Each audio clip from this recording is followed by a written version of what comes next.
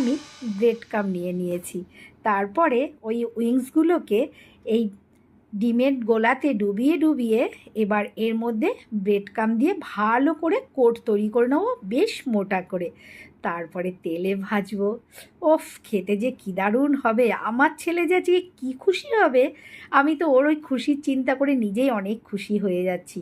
তারপরে একটা একটা করে তেলে ছেড়ে দিয়ে উল্টে পাল্টে খুব সুন্দর করে ভেজে নিয়ে পরিবেশনের পালা। চলুন ছেলেকে এবার সার্ভ করি।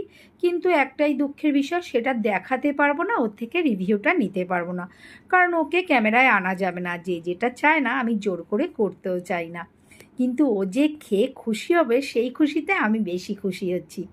ও যখন এটা খেলো, খেয়ে বলল, মা এত দারুণ হয়েছে, আমার করাটা যেন সার্থক। আর ওকে আমি দিয়েছিলাম পেঁয়াজের স্যালাড আর কাসুন্দি, কিন্তু ও কাসুন্দি ভালোবাসে না, মেয়োনিজ দিয়ে খেলো। তো আজকে এই রেসিপিটা এইটুকু, একবার বানিয়ে খাইয়ে দেখুন, দারুণ খেতে হয়।